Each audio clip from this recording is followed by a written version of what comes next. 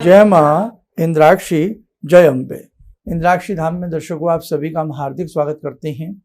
आज के दिन जिन जातकों का जन्म दिवस है, मैरिज एनिवर्सरी है, उन सभी को हमारी तरफ से बहुत बहुत शुभकामनाएं।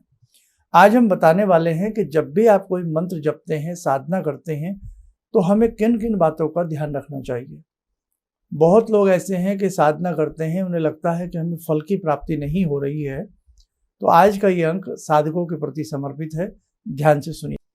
कोई दीक्षा लेकर के मंत्र जपता है, तो कोई अपने मन से मंत्र जपता है, कोई किसी भी देवी देवता में अपने मन को बहुत अच्छे से भाव दे करके उस भगवान की पूजा करता है।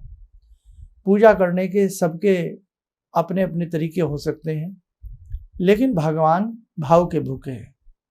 एक बात ध्यान रखना, जब भी आप कोई मंत्र जपते हैं, आप गुरु से कोई दीक्षा लेते हैं, गुरु मंत्र को जपते हैं, जब तक किसी भी मंत्र के प्रति, चाहे गुरु मंत्र हो, आपका इष्ट मंत्र हो, या आपका अपने मन से कोई भी मंत्र आप जप रहे हो, कहीं से सुनकर के कुछ मंत्र जप रहे हो, भाव जब तक मंत्र के प्रति नहीं जगेगा तब तक आपकी साधना अधूरी रहेगी।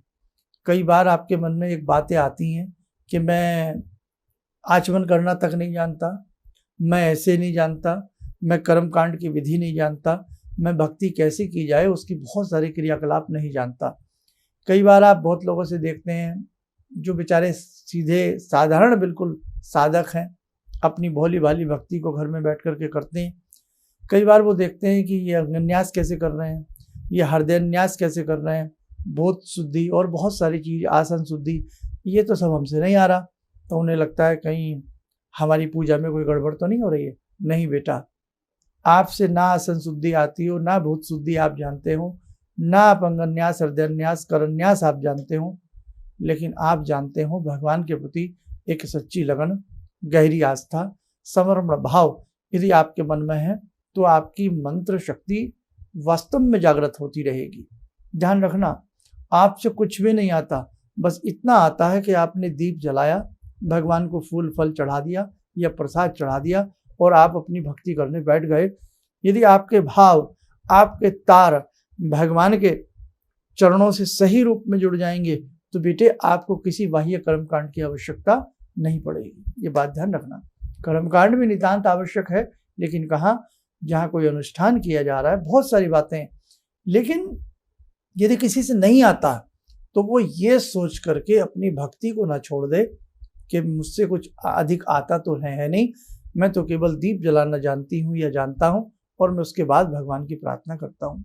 ऐसे भी बहुत हैं जो घर में दीप भी नहीं जलाते, उसके बावजूद भी यदि वो मंत्र प्रगाढ़ता से पढ़ते हैं, सच्ची आस्था से पढ़ते हैं, तो भी उनकी भक्ति मानी जाएगी। कई बार हमारी ऐसी कई बच्ची हैं जो हम आपको सुनते हैं बेटे, समझते हैं, ऐसे बच्चे हमारे जो ये सोचते हैं कि मैं तो घर में दीप नहीं जला सकती। कई बार कुछ परिवार नहीं जलाने देते, 100 तरह की बातें, हर व्यक्ति का अपना अपना सोचने की, समझने की अपनी अपने ख्यालात अलग अलग हैं। तो वो बच्चे बेचारे एक कोने में बैठ करके, कई बार अपने रूम में ही एक तरफ बैठ करके अपनी भक्ति को करते हैं। तो बेटे घबराना मत, आपके यदि भाव सच्चे हैं तो आपके भगवान आपके पास हैं। आपके भाव सच्चे नहीं है तो आप चाहे 1 क्विंटल फूल चढ़ा लें, कुछ भी कर लें, वो बात नहीं बनेगी।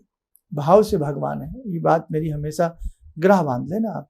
अब दूसरी बात, नॉन वेज कतई ना लें, कतई ना लें। कितना भी आपके ऊपर जोर डाला जाए बेटा, जीव हत्या बहुत बड़ा पाप है, बहुत बड़ा अपराध है। आप जीव पर दया नहीं कर रहे, उधर आप भगवती को प्रसन्न कर रहे हैं, उधर आप नारायण को प्रसन्न कर रहे हैं, उधर आप जीव हत्या करवा रहे हैं। जीव हत्या कैसे हो रही है? जब आप खाएंगे तो दूसरा आपके खाने का इंतजाम करेगा ना, है ना। तो इसलिए बेटे बिल्कुल भी नॉन वेज अपनी भक्ति में शामिल ना करें। अपनी पूजा पाठ, जो व्यक्ति सच्ची लगन से परमात्मा की डोर को पकड़े हैं, उन्हें नॉन वेज त्याग देना चाहिए। बाकी आपकी इच्छा बेटा। दूसरी बात, इसके साथ साथ आपका मन, आपकी इंद्रियां, आपकी सोच बहुत अच्छी होनी चाहिए। आप ये कदापि न सोच लें कि आपने माला उठाई और आपने राम नाम जप लिया तो आपका काम हो गया। आप ये कदापि न सोच लें कि आपने माला उठाई, आपने भगवान को 2 फूल चढ़ाए और आपने 1 घंटा मंत्र जप लिया तो भगवान आपसे प्रसन्न हो जाएंगे। नहीं साहब, बहुत सारी ऐसी बातें हैं, सारी बातें कैलकुलेट होंगी तब जाकर के आपकी भक्ति जगेगी, तब आपके भगवान आपसे प्रसन्न होंगे। मात्र मंत्र जपने को ही साधना नहीं कहते। मंत्र जपना अपनी जगह बात है, आपके आचार विचार भी देखे जाते हैं। आप कैसा आहार ले रहे हैं, आप कैसा व्यवहार कर रहे हैं। आप भक्ति तो करें 2 घंटे, और यदि हम किसी उद्योग के उद्योगपति हैं, जाकर के हम अपने जो भी वहाँ पर कार्यकर्ता हैं उन्हें तंग करें, उनकी सैलरी ना दें, उन्हें परेशान करें, या हम कोई दुकान करते हैं हम उसमें बिल्कुल खोट रखें, उसमें बेईमानी करें, तो बेटे चाहे 8 घंटे जाप कर लीजिएगा, आपकी भक्ति फलीभूत नहीं हो सकती। हम दूसरों पर इतना हुक्म जमा रहे हैं, हम दूसरों को इतना लज्जित कर देते हैं अपनी बातों से, हम दूसरों को इतना तंग कर देते हैं अपनी बातों से, तो बेटे आपकी भक्ति सार्थक नहीं होगी। भक्ति में 4 चांद जब ही लगते हैं जब आपका जप, आपका तप, आपका मन, आपकी इंद्रियां, आपकी सोच, आपका व्यवहार सब कुछ शुद्ध हो। ध्यान रखना, जरा सा भी उसमें अवगुण आ गया किसी चीज में, आपकी भक्ति निष्फल चली जाएगी। अब आगे बढ़ें। अब आप में से ऐसे बहुत लोग हैं, साहब ईमानदार भी हैं, साहब बहुत अच्छे से मंत्र भी पढ़ते हैं, भावना बहुत अच्छी है, दूसरों के प्रति सोच बहुत अच्छी है, राष्ट्र के प्रति मन में हमेशा सेवा भाव की भावना रहती है, किसी को तंग करना पसंद नहीं करते, जीवों पर दया भी करते हैं, कोई अपराध नहीं करते हैं। लेकिन साहब मंत्र बहुत जपते हैं, भक्ति बहुत करते हैं, लेकिन तंग बहुत हैं, परेशान बहुत हैं, तंगियां जाने नहीं हैं, परेशानियां दामन नहीं छोड़ रही हैं। तो वहाँ ध्यान रखना, जिस लगन से, जिस भाव से आपकी मंत्र की शक्ति चल रही है, आपके मंत्र की जप लयताल चल रही है, चलने देना। बहुत शीघ्र वो दिन आएगा कि आपकी जिंदगी खुशियों से भर जाएगी। आपका प्रारब्ध है बेटा, जो आपकी भक्ति आपके प्रारब्ध को काटने में लग गई है। कई बार हमारी सारी की सारी भक्ति, हमारी लंबी सेवा हमारे प्रारब्ध को काटने में चली जाती है। प्रारब्ध का खेल बड़ा निराला है, ये हर व्यक्ति के समझ में नहीं आएगा। हमने जैसे बीज बोए हैं वो बीज हमें काटने पड़ेंगे। आपकी जो भक्ति है ना, अगर आप उसे ईमानदारी से अच्छे से कर रहे हैं, जिंदगी को अच्छे से बिता रहे हैं, भले ही आज आप तंग हैं, आने वाला कल आपका खुशहाल होगा, आने वाला कल आपका बहुत सुंदर होगा। क्यों?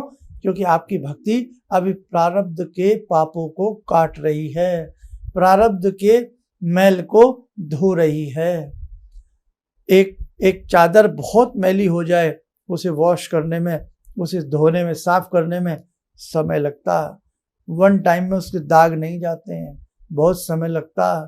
तो जैसा जितना मैल होगा ना, उतनी मेहनत से, कड़ाई से उसकी धुलाई की जाती है, कई बार धुलाई की जाती है। ऐसे ही हमने जो प्रारब्ध में पाप किए हैं, इस जन्म में नहीं किए, हमने मान ली बात, हमें नहीं लगता हमने इस जन्म में कोई अपराध किया है, लेकिन हमने किस जन्म में कोई अपराध किया है, वो पाप आपकी भक्ति आपके धो रही है। बस बेटा थोड़ी सी धुलाई बाकी है, थोड़ी सी मेहनत बाकी है, करते रहना।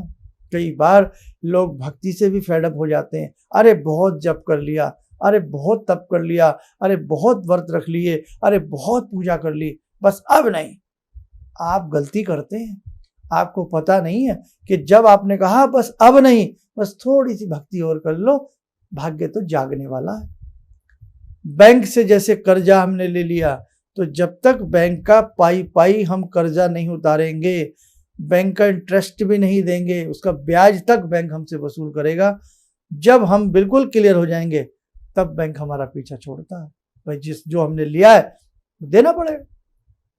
तो ऐसे ही जो कर्ज हमारे पास से जब तक आपकी भक्ति से वो चूक नहीं जाएगा, उतर नहीं जाएगा, तब तक बेटे दुख दूर नहीं होगा। इसलिए ध्यान रखना, कुछ लोग ऐसा करते हैं, विभिन्न प्रकार के मंत्रों को जोड़ लेते हैं। नहीं, साहब गुरु भक्ति को ज़्यादा करें, गुरु मंत्र को ज़्यादा करें, एक आधे मंत्र को ही ज़्यादा विश्वास के साथ जपें, आपका जप अच्छा जाएगा। आप पानी पीना है, खड्डा करना है, कुआं खोदना है। अब 20 फीट यहाँ पर खोदा, पानी नहीं मिला, उसे छोड़ दिया। 10 फीट यहाँ खोदा, नहीं पानी मिल गया, 2 साल खराब कर दिए। फिर इधर खोदा, मेहनत खराब कर दी। फिर उधर खोदा, मेहनत खराब कर दी। फायदा क्या हुआ? एक ही खड्डे को अधिक गहरा खोदते, जितना आपने 10 जगह खोदा ना, उतना एक ही जगह खुदाई करते, कम समय में पानी मिल जाता। मान रहे हो इस बात को? वो बात अलग है कि कहीं पानी ना मिले, दोबारा कहीं खोदना पड़ जाए, लेकिन ऐसा नहीं होता कि थोड़ा थोड़ा खोद करके छोड़ते रहें। मतलब समझो, आज ये मंत्र पढ़ लिया 10 दिन के लिए, बंद कर दिया। फिर 2 दिन ये मंत्र पढ़ते रहे, बंद कर दिया। फिर कोई और अरे बहुत बढ़िया बता रहे हैं साहब, ये तो मजा आ गया साहब, बहुत सुंदर, क्या बात, कल ही लक्ष्मी आ जाएगी। फिर पिछला भूल गए, अगला शुरू कर लिया। अब कोई उनसे भी कोई अच्छे लगने लगे आपको, अरे भैया इनके पास तो बड़ी भीड़ है। आजकल लोग भीड़ देख करके कुछ नहीं देखते, उन्हें दिखता है भीड़ कितनी है। अरे भाई साहब बहुत भीड़ है इनके पास, तो ये तो बहुत बड़े साहब कोई वो हैं, तो साहब ये जो मंत्र बता रहे हैं ये पढ़ो। अब वो पढ़ने लगे साहब, कहीं और से सुन लिया कि ये मंत्र तो ऐसे नहीं जपना चाहिए, वैसे नहीं जपना चाहिए, ऐसे नहीं जपना चाहिए। फिर डर गए, वो भी छोड़ दिया। फिर क्या हुआ? फिर कुछ दिन परेशान से रहे। फिर कोई नज़र आ गया मेरे जैसा आपको, अरे ये सही बता रहे हैं साहब, ये मंत्र बढ़िया बताया इन्होंने, उसको करने लगे। फिर हमारे भी कोई आपको और गुरुजी मिल गए, कोई और मिल गए, नहीं साहब ये उनसे भी बड़े हैं, ये उनसे भी बड़े हैं। तो ऐसे करते रहोगे ना, आपकी भक्ति बेटे कभी परवान नहीं चढ़ेगी। ऐसे करना बंद करो। इसीलिए गुरु बनाए जाते हैं कि गुरु ने जो गुरु मंत्र प्रदान किया, जो आपको मंत्र दे दिया, बस उस मंत्र पे अपनी आगाध श्रद्धा को लुटा दो, तन में होकर के उस मंत्र को जपने लग जाओ।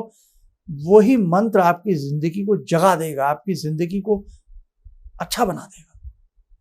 अब जैसे मिसाल के तौर पे हमें गुरुजी ने गायत्री मंत्र दिया, हम 10 जगह क्यों भटके हैं? हम क्यों भटकाव में अपने जीवन को लाए हैं?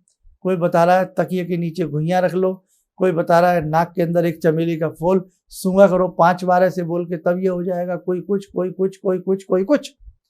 ऐसे कुछ नहीं होगा। आपको अगर राम जी का मंत्र मिला है गुरु जी से, तो क्या लगता है कि भगवान राम आपको सब कुछ नहीं दे सकते? भगवान राम आपको सब कुछ दे सकते हैं। समझे आप? जो सागर के सीने के ऊपर पुल बांध सकते हैं, तो बेटा क्या आपकी खुशियों को नहीं वो बांध सकते? लेकिन आप जपते नहीं।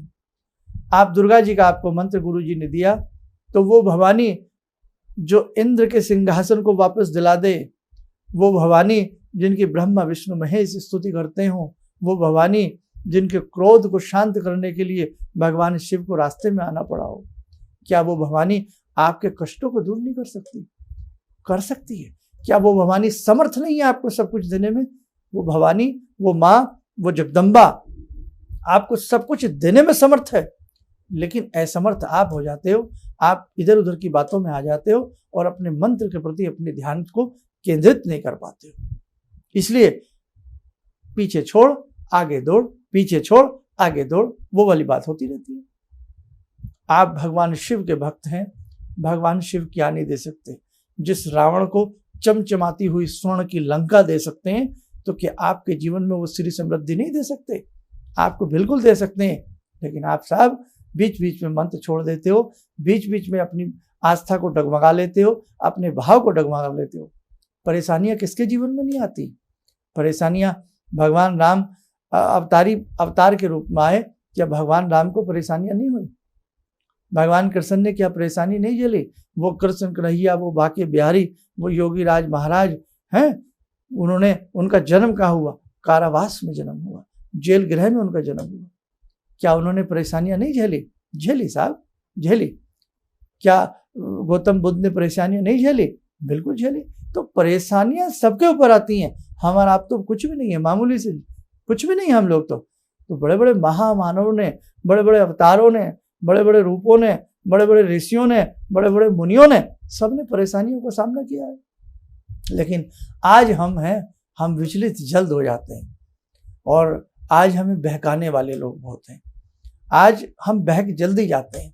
कई बार सुमार्ग पर चलते चलते हम रास्ता बदल करके कुमार्ग पर चलने लगते हैं। इसलिए बेटे ध्यान रखना, भक्ति करनी है ना तो भक्ति भाव से करिए, भक्ति करनी है ना तो निष्काम भाव से करिए, भक्ति करनी है ना तो एक भगवान की डोर को पकड़ करके करिए। फिर देखो जिंदगी में मजा ना आए तो आप हमें बताइएगा। और दूसरी बात, आने वाले समय में, थोड़ा बरसाती का समय चल रहा है, आने वाले समय में एक बहुत अच्छा आपके सभी समस्याओं के लिए, बहुत सारी चीज़ों के लिए, बहुत कुछ ऐसी चीज़ें हम आपके संग मिल करके करने वाले हैं। बेटा आप जुड़ जाइए, आप मन से जुड़ जाइए। आपने दीक्षा ली है नहीं ली है उस बात से मतलब नहीं है, बस आप जुड़ जाइए। आप जुड़े रहेंगे, आप फायदे में रहेंगे। इसलिए जहाँ भी आपको कोई अच्छी बात मिले, अच्छी सोच मिले, अच्छा ज्ञान मिले, उससे जुड़ जाइए बेटे। आज बहुत कम समय ऐसा आ गया है जो आपको समझाने वाले लोग मिलेंगे। तो आपके मम्मी आपको कुछ समझा रहे हैं ना, अपनी माँ से जुड़ जाइए, उनका कहना मानिए। आपके पिताजी आपको कुछ समझा रहे हैं, उनसे जुड़ जाइए, उनका कहना मानिए। माता पिता अच्छा ज्ञान देते हैं, आपको भटकाएंगे नहीं। आपके गुरु आपको कुछ समझा रहे हैं, उनसे जुड़ जाइए, भटकिए मत। आपका दोस्त आपको कोई अच्छी राय दे रहा है, उसको मानिएगा, संशय मत कीजिएगा। संसार बड़ा जहरीला है बेटे, समझे। विषधर फन उठाए खड़े हैं, डंक कब लग जाए, कब हम अही फेन के शिकार हो जाएं, कुछ नहीं पता लगता। आगे आने वाला समय बड़ा भीषण है, ध्यान रखना। उज्जवल भविष्य होगा लेकिन भीषणता को पार करके होगा, अंगारों पर चल करके होगा। ध्यान रखना, हमें आपको अभी बहुत कुछ झेलना है, बहुत कुछ देखना है। तो इसलिए जीतेगा वही जो आज अच्छे से भगवान की डोर को, गुरु की डोर को पकड़ के रखेगा। बस अच्छे से अपनी भक्ति को करिएगा। और हमने बताया भक्ति के साथ साथ, केवल भगवान को भजने के साथ साथ और भी बहुत सारी ऐसी बातें हैं जो आपको ध्यान रखनी होंगी। अपनी इंद्रियों पर नियम संयम, अपनी अच्छी सोच, राष्ट्र के प्रति प्रेम, अपने नेशन के प्रति प्रेम, अपने भारत के प्रति प्रेम, अपने देश के प्रति प्रेम, अपने देश के लोगों के प्रति प्रेम, जीवों के प्रति प्रेम, पक्षियों के प्रति प्रेम, सबके प्रति प्रेम अच्छे से रखिएगा। ये जीवन पानी का बुलबुला है, फट देनी कब हो जाए और कब हमारे ब्रह्मरंध्र से, नासिका छिद्र से, मुख से, गूदादार से, आंखों से कहाँ से प्राण पखेरु निकल जाए पता नहीं लगता। जिंदगी का कुछ पता ही नहीं है, कितने दिन की है, कितने दिन की नहीं है, कब हम यहाँ से चले जाएं। इसलिए बेटे इस सुंदर से गोल्डन वक्त को खोइएगा मत। हमें जीवन मिला है जीने के लिए, हमें जीवन मिला है कुछ पाने के लिए, हमें जीवन मिला है कुछ करने के लिए। इसको नींद में मत गंवाइए, आलस्य में मत गंवाइए, इसे गप्पे शप्पे मार के मत गंवाइए, इसे रो करके मत गंवाइए। इस जीवन में हंसिए, इस जीवन में हंसाइए, इस जीवन में कुछ पाइए, इस जीवन में कुछ खाइए, इस जीवन में कुछ खिलाइए। अच्छे से जीवन को जिएगा, ठीक है। चलिए, नाराज मत होना हमारी बुरी बातों से, कई बार कह जाते हैं ऐसा आपको अपना समझ के। तो कोई भी मंत्र जब तक उसमें प्राण नहीं आएंगे, जब तक आप श्रद्धा के भाव उसमें नहीं डालोगे, तब तक आपको मंत्र से, अपनी साधना से लाभ नहीं मिलेगा। देखो साधकों, आने वाले समय में मैं आपको बुलाऊंगा, आपको आना है और हम सबको मिलकर के बहुत बड़े कार्य करने हैं। आज ऋषि मुनियों ने हमें बहुत कुछ दिया है बेटे, इसलिए अपने धर्म के प्रति सचेत रहिए, आस्थावान रहिएगा। अपनी आस्था को जगाइए, अपने साथ साथ अपने बच्चों की, परिवार की, मित्र मंडल की, आस की पड़ोस की आस्था को भी जगाइएगा। सोते हुए लोगों को जगाना, सचेत करना भी बहुत बड़ी बात होती है। हमारी बात को समझें, इसलिए समय न गंवाएं, अब अच्छे से जीवन को जीने का प्रयास करें। बहुत समय यूं ही बीत गया है, आने वाला समय आपके हाथों से गम ना जाए, बीत ना जाए। पता लगा कब हम 10 साल से 20 के हो गए, 20 से 40 के हो गए, 40 से 50 के हो गए, 50 से 60 और 60 से 70, पता ही नहीं लगा कब हो गए। तो बेटे जो समय बचा है ना जिंदगी का, आगे आने वाला पता नहीं लगेगा कब बीत जाएगा। इसलिए कर्मठता के साथ, कर्तव्यनिष्ठता के साथ, ईमानदारी के साथ आगे का जीवन आप जीने का प्रयास करें। एक जीवन में टाइम टेबल बनाइएगा कि अब हमें अच्छे से क्या करना है, कैसे करना है, कैसे हमने अपनी आत्मा को परमात्मा से मिलाना है और कैसे हमने सुंदर जीवन जीना है, आस्था के साथ जीवन जीना है, प्यार के साथ जीवन जीना है और किसी का रोल मॉडल बनने का प्रयास करिएगा। इसलिए अच्छा जीवन जीना अब आपको आना चाहिए, आपको इस तरफ पहल करनी चाहिए। मंत्र साधना के प्रति, भगवान के प्रति, गुरु के प्रति समर्पित भाव से, आदर भाव से आप आगे बढ़ोगे तो आपको कोई नहीं रोक सकता, आपकी भक्ति अच्छी हो जाएगी। चलिए, आप सब लोग स्वस्थ रहें, सुखी रहें। इन्हीं शब्दों के साथ हम अपनी वाणी को विराम देते हैं। जय जय अम्बे।